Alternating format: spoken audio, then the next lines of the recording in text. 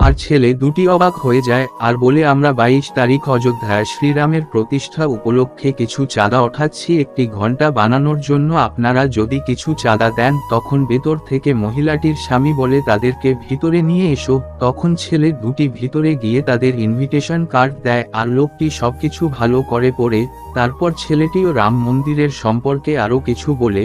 তখন লোকটি শুনে খুব খুশি হয় আর নিজের সামর্থ্য অনুযায়ী টাকা বের করে দেয়। তারপর লোকটি বলে, আপনাদের অনুষ্ঠানের দিন আমি আর বেগম সেখানে পৌঁছে যাব।